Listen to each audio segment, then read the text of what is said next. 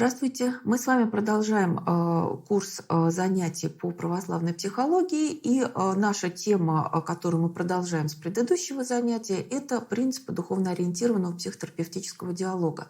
На предыдущем занятии мы с вами добрались до пятого принципа, а именно сопереживание человеку в его наличных жизненных ситуациях, горестях и радостях. Это позволяет нам установить действительно контакт с наличным «я» собеседника. И, в общем-то, действительно, вот мы говорили о том, что прицел наш, да, он на то, чтобы действительно вот постараться увидеть, почувствовать и вот как-то воспринять, да, человека вот в его целостности, да, в его вот таком, так сказать, сложном состоянии, да, взаимодействия какого-то между духовным, так сказать, «я», да, между совестью человеческой и между наличным «я». И вот, двигаясь дальше, мы с вами здесь останавливаемся уже сейчас на шестом принципе. Шестой принцип следующим образом сформулирован. Если принятие личности на основе духовного «я» безусловно, то принятие наличного «я» человека опосредовано оценкой его проявлений. И вот здесь, вот как я уже говорила, когда мы с вами разбирали такой вот гуманистический подход в психологии, я уже говорила о том, что одно из основных таких вот коренных, да, отличий духовно-ориентированного диалога от вот такой вот гуманистической традиции заключается в том, что в рамках гуманистической традиции все-таки принято такое безоценочное принятие человека целиком, в том числе и наличного «я» человека, вот в терминологии флоренской. А здесь как раз шестой принцип очень четко ставит вот этот водораздел, что мы с вами не можем, как люди верующие, принимать человека полностью, да, безоценочно и в различных его проявлениях, так сказать, связанных с нравственными нарушениями.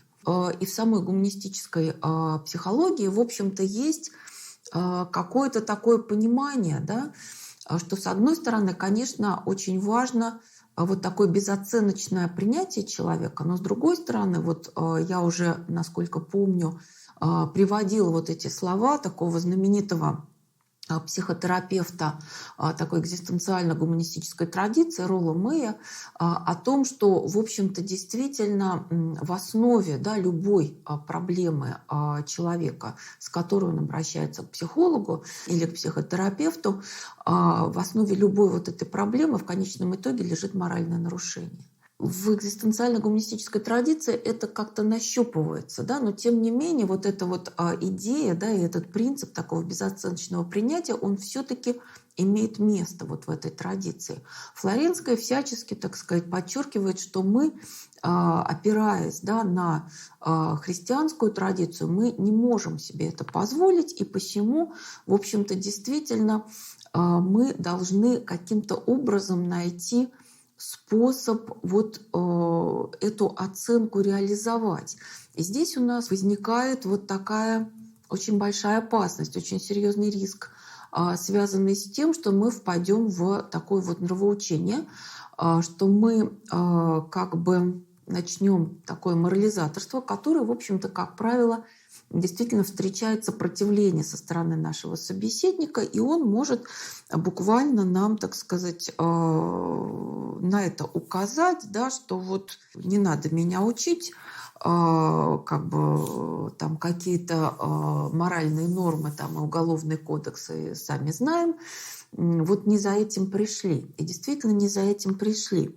Здесь можно привести, вот, скажем, такой пример, опять же, вот из книги самой Флоренской, когда одна из участниц семинара сообщает следующее, да, вот в разговоре с своей знакомой она пытается указать женщине, что ее, так сказать, вот неурядицы, которые в ее жизни происходят, связаны с ней самой и, в частности, вот с такими-то, такими-то ее ошибками.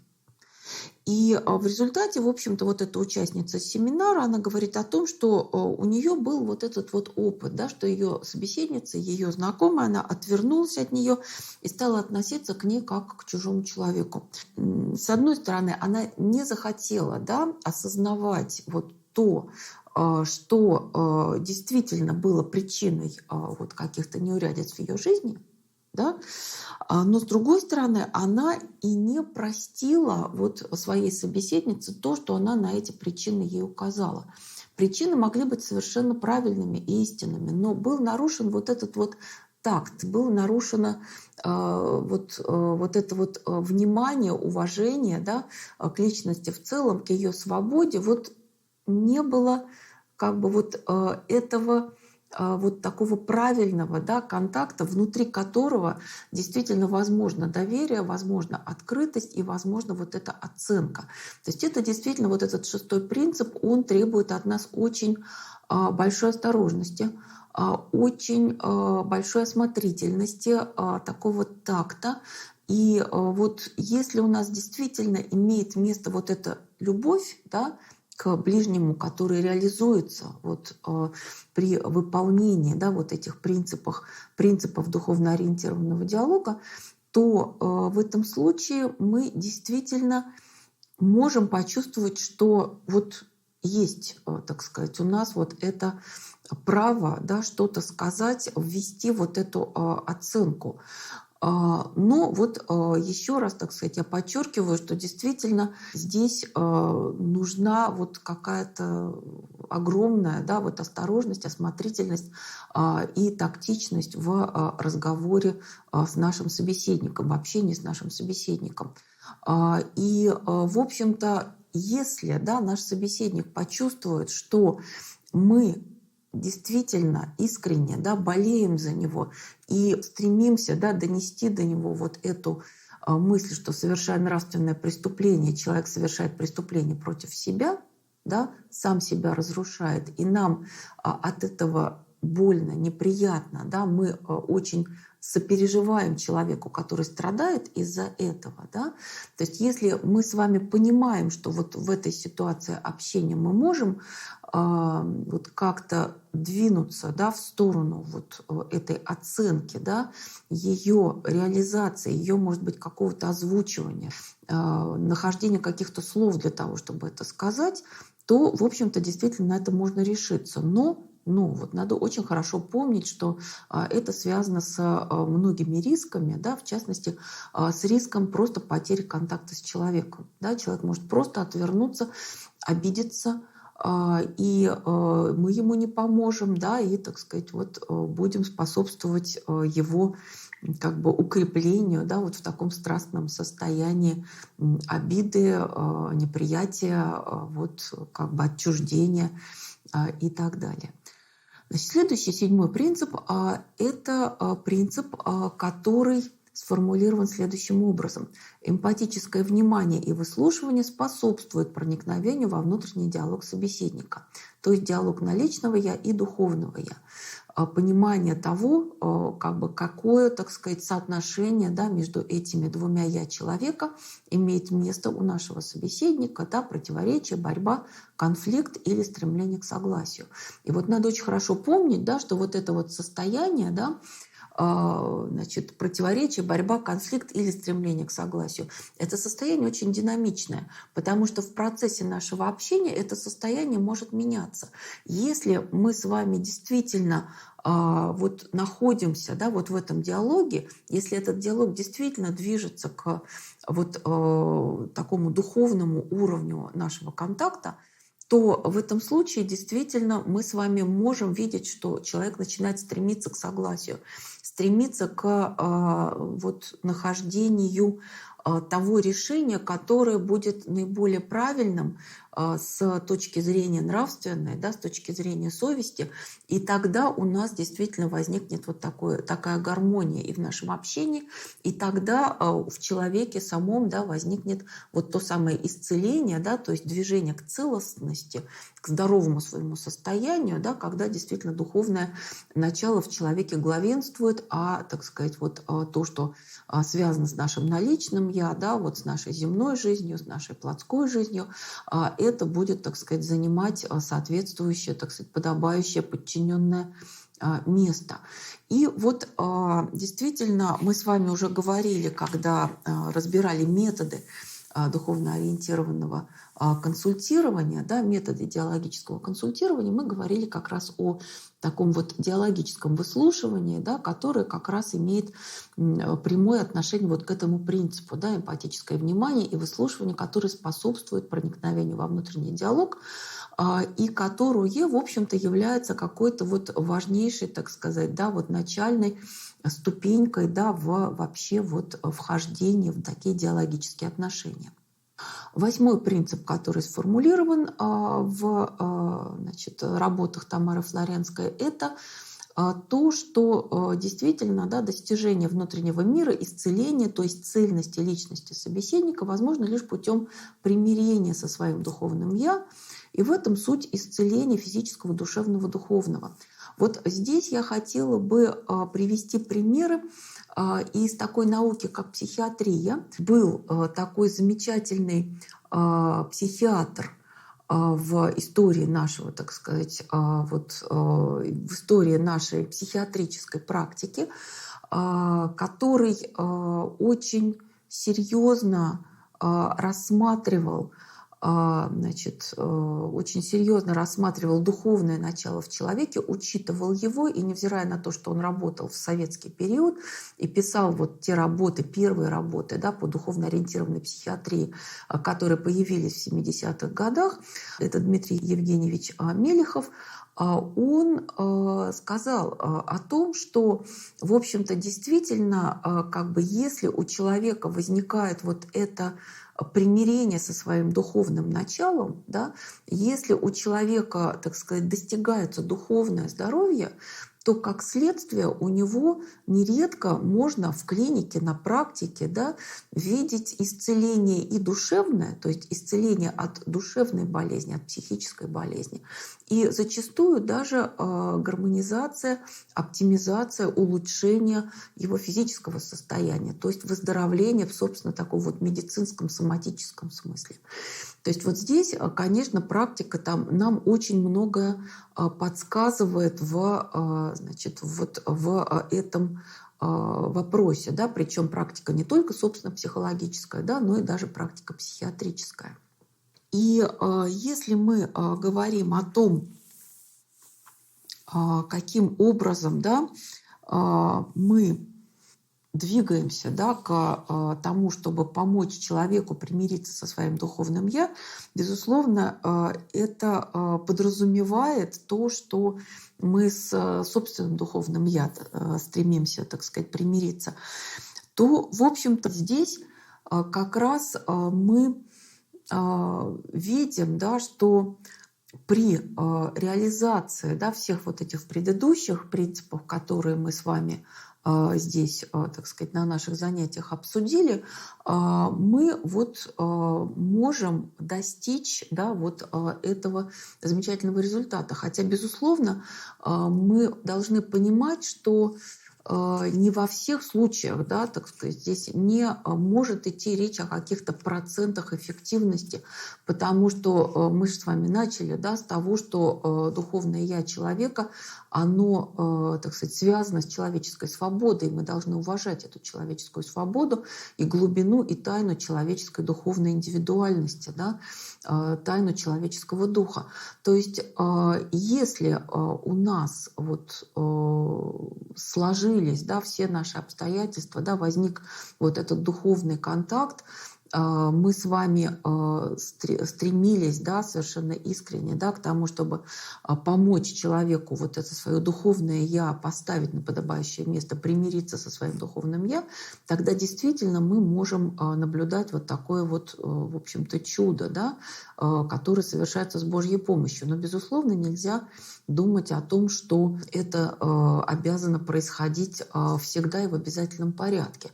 Это происходит нередко, но тем не менее очень важно понимать, что нельзя думать о, так сказать, реализации этих принципов как некоторых таких вот автоматических правил, да, при исполнении которых у нас с стопроцентной гарантией наступит ожидаемый результат. То есть вот, может быть, для нашего смирения нам тоже важно потерпеть какую-то неудачу в процессе нашего общения и попытках вот помочь человеку примириться со своей совестью, да, помочь человеку найти путь к вот духовной жизни, да, к вот правильному такому, да, вот в духовном отношении, да, в христианском отношении к правильному житию и бытию. Девятый принцип, который сформулирован в рамках вот диалогического консультирования, это то, что, занимая позицию духовного «я» собеседника, психолог призван, так сказать, к тому, чтобы помочь человеку осознать причину отрицательных переживаний, которые связаны с угрызениями совести.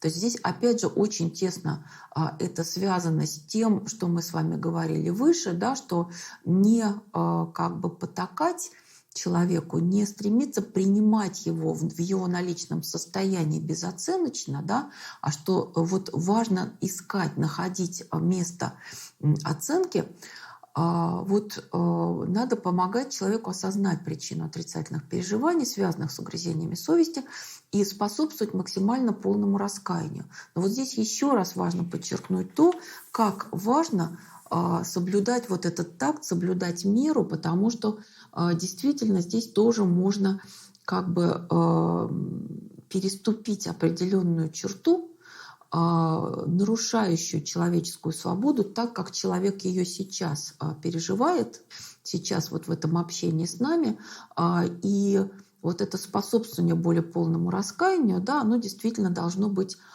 применяемо очень осмотрительно, очень тактично и очень осторожно.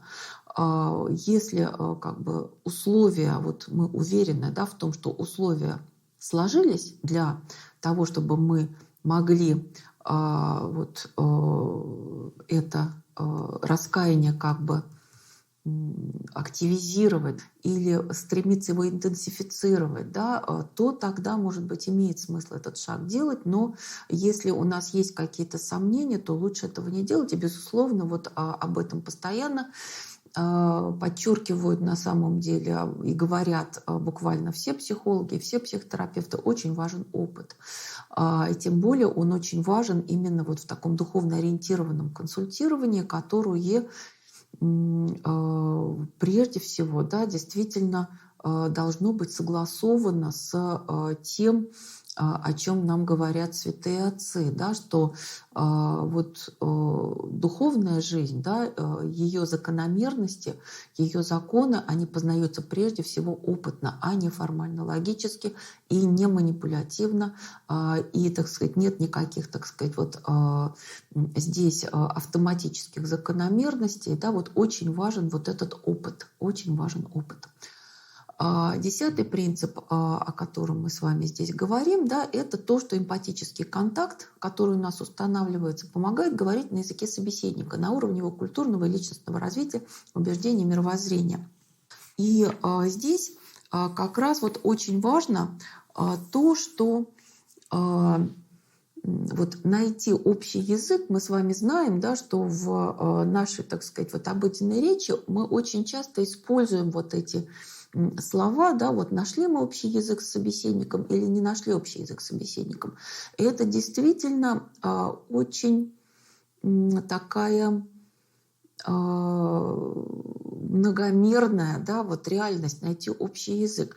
С одной стороны, вот очень важно понять особенности лексикона нашего собеседника, да, каков его уровень воспитания, каков его уровень образования, какова привычная для него среда общения, да, и привычный для него язык, на котором он общается со своими ближними и на котором он вообще думает.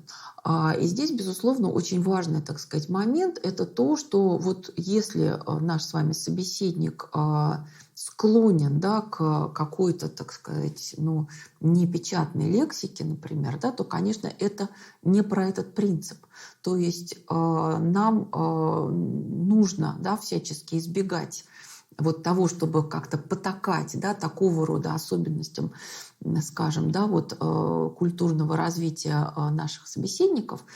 а именно вот держаться на том уровне, чтобы там не произносить какие-то слишком сложные термины, да, которые человек может как бы воспринять с какой-то обидой, да, вот тут умничает, так сказать, да, вот что-то такое нам говорит или мне говорит, да, что мне непонятно и, так сказать, с чем я не знаком или не знакома. То есть вот очень важно здесь, опять же, да, вот эта взвешенность, вот этот вот баланс, да, действительно вот нахождение правильного пути, вот этого среднего пути, да, вот в этом применении 10-го принципа, значит, установления эмпатического контакта при условии, да, поиска вот этого общего языка с собеседником при стремлении говорить на языке собеседника. И это могут быть действительно интонации, это могут быть слова, термины и так далее. Да, вот это вот очень важный такой аспект налаживания вот этого эмпатического контакта. И вот следующий принцип, 11-й принцип, да, он нам говорит о том, что консультант должен исходить из конкретного запроса собеседника, выявляя скрытые в нем мотивы и глубинные истоки обращения. Это, безусловно, вот тесно связано и вот как раз в работах Тамары Флоренской, да, и в работе ее семинара, который когда-то происходил в, так сказать, разных местах, на разных площадках, мы об этом с вами говорили.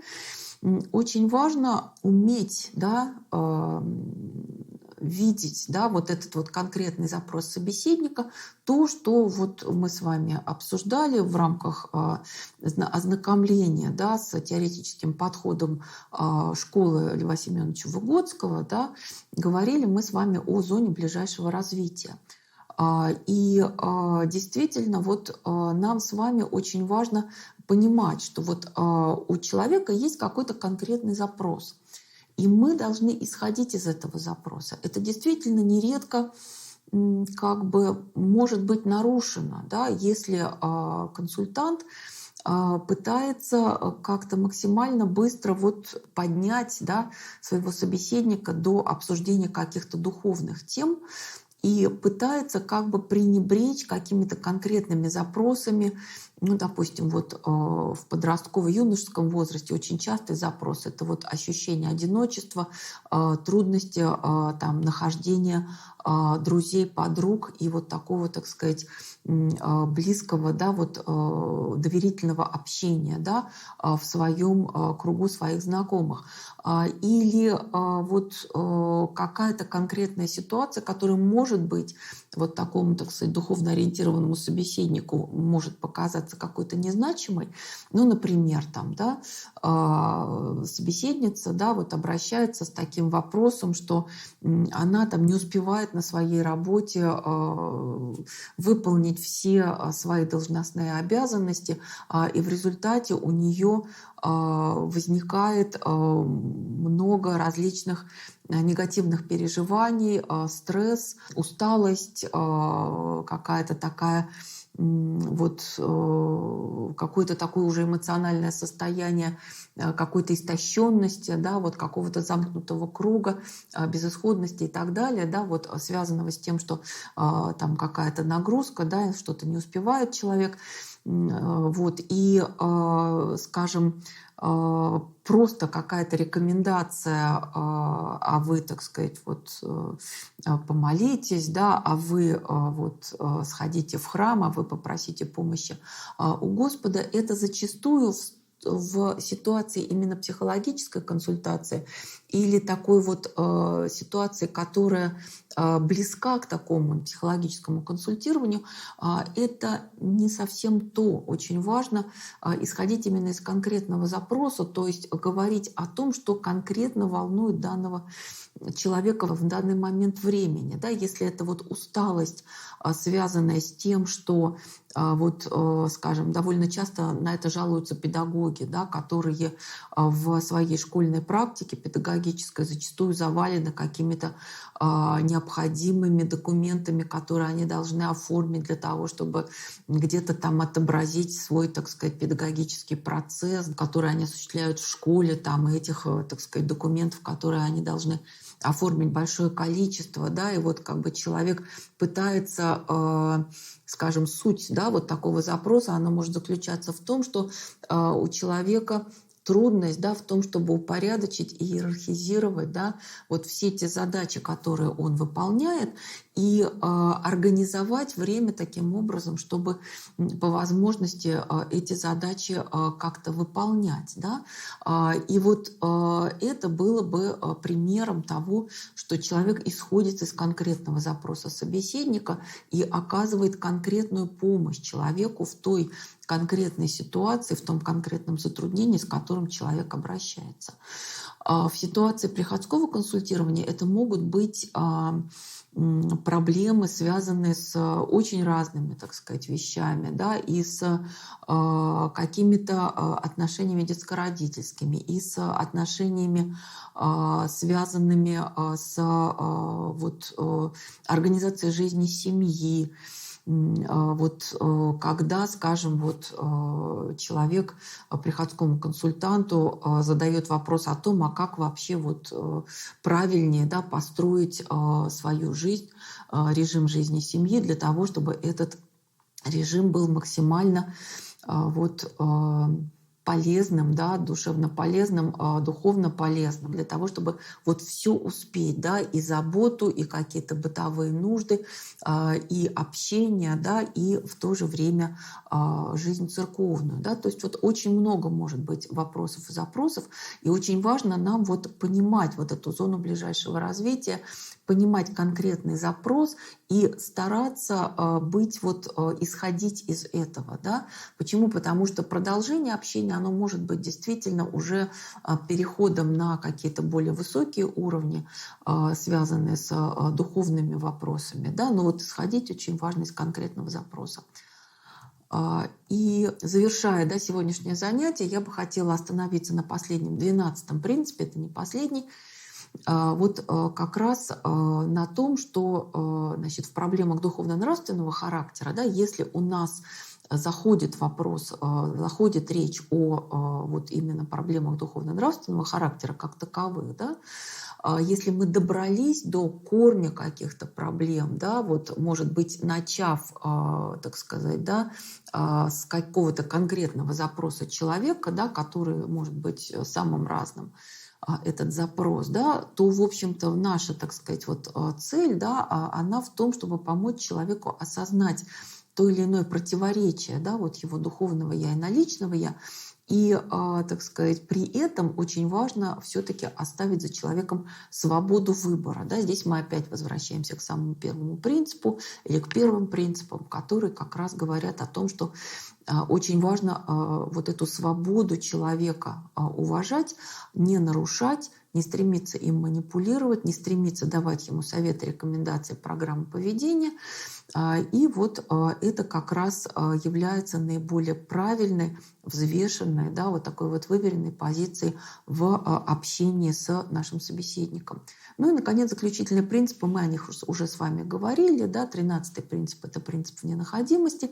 И 14-й принцип – это то, что мы с вами действительно призваны, да, к тому, чтобы сохранять равновесие доминанта на собеседнике и в ненаходимости, для того, чтобы мы находились в такой оптимальной позиции для наиболее удобного, да, и видения ситуации, с которой к нам подходит человек, и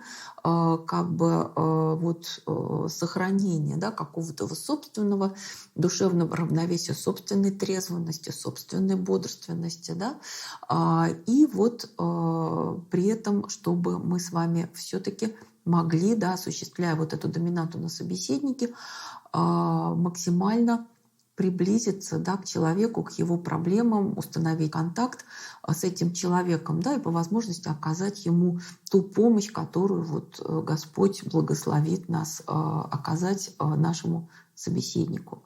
На этом мы с вами принципы духовно-ориентированного диалога разбирать заканчиваем. И на следующих занятиях мы обратимся к другим проблемам диалога, к другим проблемам диалогического консультирования. А теперь вопрос.